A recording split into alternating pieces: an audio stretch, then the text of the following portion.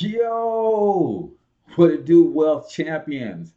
9 money traps to avoid in 2020. Y'all know what it is, man. It's time for the daily hustle with yours truly, the one and only financial health mentor, everybody's favorite followpreneur from wealthcreationplaybook.com.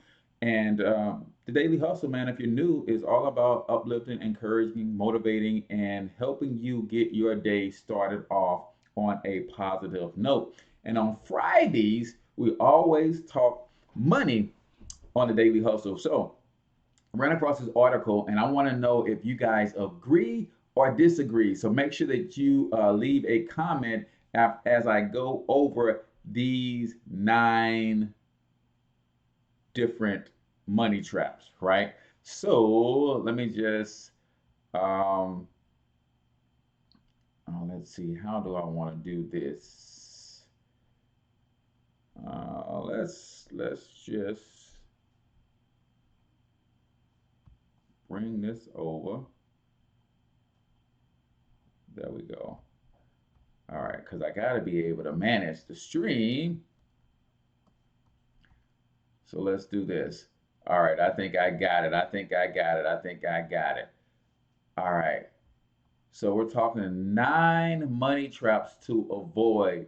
And I think these are fairly good, but when it comes to money, people kind of have different ideas, different thought processes around money. That's why it's so tough sometimes for us to get to where we need to be financially because everybody has a different take, a different belief system on what it takes to actually get you to the top. So let's go over um, money trap number one: buying a new car too soon.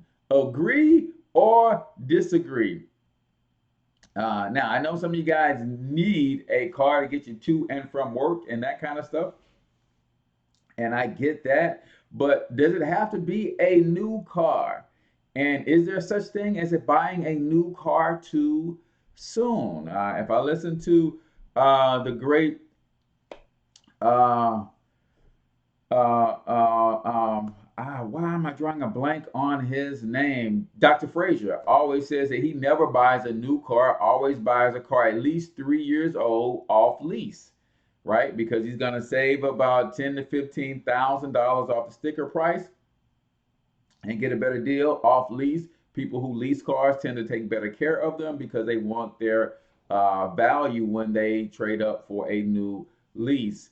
So let me know in the comments, do you agree or disagree? Is buying a car too soon a potential money trap that could keep you from uh, setting yourself up financially? I think anytime that you leverage money that you have not earned yet, i.e., debt, you are playing a dangerous game. So if you have the ability to save money to buy you a car, then I think you absolutely should go that route as long as you get something decent, reliable. And then you can always trade up, save again, and then trade that car in, put a few dollars with it, and get you another car. And ultimately, if you keep doing that, you eventually have your nice late model car with no car note. Number two, moving into an apartment you can barely afford. That's a huge one, especially for our younger kids because we tend to push them out of the nest. And don't get me wrong, I understand because when they start thinking they grown and start smelling themselves and don't want to listen and abide by the house rules, you kind of got to make some tough decisions. But a lot of times they move into apartments, and even as adults, we move into apartments so in a hurry to get into a better situation, get into a better school district that we don't really get into the best situations, and we're trapped into that thing for at least 1 year on lease. And if we can barely afford it, we are not leaving any room for a layoff on a job. We're not leaving any room for catastrophe to happen because we're right at our capacity in terms of money. So, is moving into an apartment that you can barely afford? Do you guys agree or disagree that that is a money trap that we need to avoid in 2020? Number three, paying your bills first.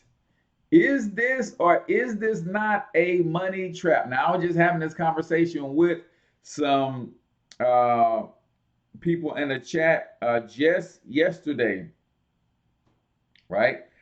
Because my thought process is yes, you want to pay your bills on time, but do you pay them first or do you pay yourself first? What do you guys say? Do you agree or disagree? Because this time of the year, a lot of people are getting tax refunds and things of that nature. And a young lady asked me, "What if my tax refund is equal to all of my debts? Should I just take my whole tax refund and throw it on my debts?" I said, "Not no, but heck no." Because you want to be putting some of that money into an investment for you, right? And not just paying all of your bills off. But what do you guys say? Do you agree or disagree? Paying your bills first, is that a money trap or is that sound something a sound thing to do? Uh, Let me know. That's interesting to always get people's different takes on that. I am not for giving all of my money to the bill collectors and not putting something to the side for myself. Uh, what are we on? Number 4 or 5? Using a credit card to purchase high priced items. Now, I believe all of us, can agree that that is a money trap. What say ye? Agree or disagree? Using credit cards to purchase high priced items. I am of the opinion that if you're going to use a credit card, you should be using a credit card. Hey, Michelle, you should be using a credit card to buy assets and not liabilities. So, if that high ticket item is an income producing asset, then I say go for it. But if that high ticket item is not going to put any money in your pocket, then yes, that is a debt trap. So, when I say put money in your pocket, that means that high ticket item should be producing enough cash flow to not only cover um, one to two times more than the monthly minimum on that credit card, it should also have a little profit cushion in there for you. So, for instance, if you made a purchase with a high ticket purchase of an asset, maybe you bought a business tool, or maybe you use a credit card as a down payment on a rental property. I don't know, but you bought an asset, and your monthly minimum payment for that credit card is going to be $500 per month. That asset should be bringing you in at least $1,000 per month, so that you not only make the monthly minimum payment, but you should be paying more than the monthly minimum so you can actually get that debt paid off. What say you? Am I on point with that? Agree or disagree? Uh, Number 5, I believe we're on, not living below your means. Is that a money trap? This is also interesting to me because while you do have to look at living below your means, um, you can also increase your means too.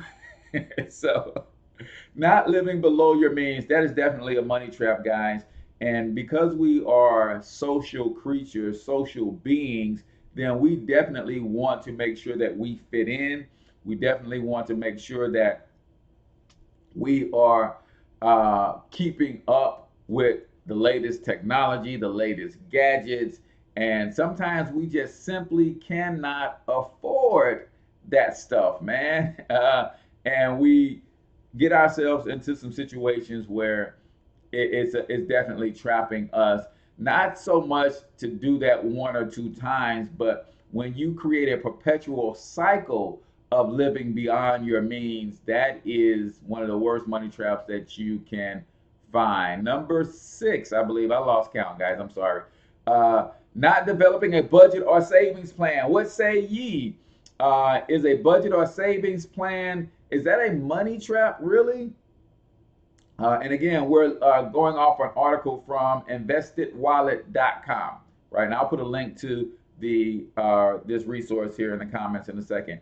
But it says number 6 is not developing a budget or a savings plan is a money trap that we should avoid in 2020. Now, I will tell you, even as a financial health mentor, coach, and I talk to people about their money all the time, this is one area that I can admit that I need to get better at, and that is creating a budget for my personal life and my business life, guys. A lot of entrepreneurs find themselves struggling in this area. So definitely take a look at this. So I'm going to agree that not developing a budget or a savings plan is a money trap. All right. Let's see. Number 7, only having one source of income. Yes, that is a huge money trap. I am in full agreement with that. What say ye? Do you agree that having only one source of income is a money trap? I certainly believe that, guys. But I also believe this. When you are trying to get too many streams of income, that could become a distraction for you, where you ultimately end up with multiple puddles instead of streams. And y'all know the difference between a stream and a puddle, right? A puddle eventually evaporates and dries up. A stream runs continuously because it's usually coming from a bigger source. So what you want to do in your pursuit of multiple streams is make sure that there's some synergistic alignment with those streams. I see my man Jay Miles just hopped on. Jay is a musician, right? So he makes money playing music. If Jay wanted to add an additional stream, then maybe Jay starts a business where he teaches lessons online. That is another stream that's synergistically aligned with his first stream. Maybe as he develops his YouTube channel and he's teaching these courses online, he also recommends certain equipment that you need and certain instruments and certain brands, and he links to Amazon affiliate where you buy the instruments through his affiliate link, and he makes another stream of income like that. You see, all of that stuff is aligned with Jay's brand, or align with his first stream of income. So be careful with the multiple streams. You definitely ought to have more than one stream of income, though. Let's see, what do they say is next? I believe we are on number 7. Blowing your tax refund is a huge money trap. First of all, y'all know how I feel about tax refunds. I try to do what wealthy people do. And one of the things that I know is that wealthy people don't get tax refunds. You know why? Because a refund means you overpaid your taxes. Wealthy people do not overpay their taxes, so they don't get tax refunds. However, it is a money trap if you're going to blow that refund, because A, you overpaid taxes all year long, which caused you to be in some sort of financial stress for most people. Then you get that tax refund, and instead of relieving the financial stress, you go out and blow it. So let me know what you guys think. Agree or disagree? Blowing your tax refund is a huge money trap. And let's be clear. You've been struggling all year long. You finally get your hands on a little bit of money, so you want to take that money and celebrate. I get it. But be careful. Look at some things like getting you a passport if you don't already have one, and so you can travel the world, right? Look at things like opening up investment accounts. I'm going to link to a video where I actually break down some Fidelity investment funds that pay double-digit returns between 10 and 15% return. So take $500, $1,000 of that money, and you can open a fund and start putting $20 a week into that fund, right? Those are some things that you can do with that tax refund, right? Let's see a couple more and then we got to get out of here. Not saving for retirement. I believe that's a no-brainer. I know we all agree that not saving for retirement is a huge money trap. Uh, this is why we see so many of our seniors working into their 70 and 80 years old. Guys, they're not working because they need to get out of the house.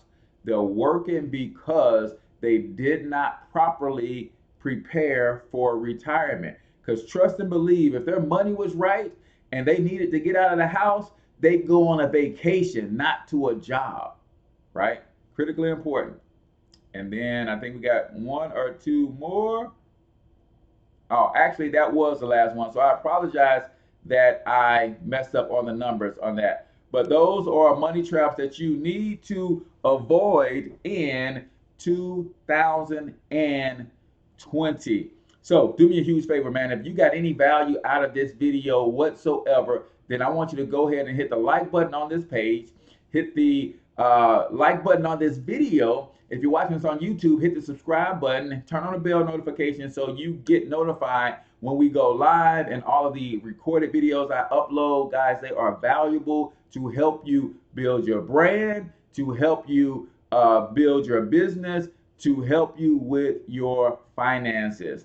So if you really got value, go ahead and hit the share button, man. Share this with somebody. Grab the link on YouTube and share it in somebody's inbox. Email it to somebody. Text it to somebody. Somebody is struggling financially because they are falling into these money traps repetitively, and we don't want to continue to do that. Last but not least, guys, since we are talking money, then you got to know that if you have not already gone over to wealthcreationplaybook.com and downloaded your free ebook so you can get my 6 money killers that's keeping you broke and the one solution to help you overcome them, wealthcreationplaybook.com, download it. Also comes with a video that will explain how you can give yourself an instant pay raise.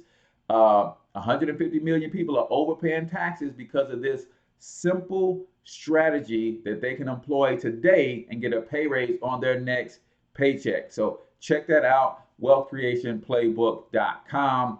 Y'all know what it is, man. And last but not least, do not forget to, again, subscribe to the YouTube channel. You can click on this video right here to continue to learn some great stuff. I'm your boy, H Cortez, the one and only financial health mentor. Until I talk to you next time, I want you to get your money up because you absolutely can do it. But more importantly, you deserve to do it each and every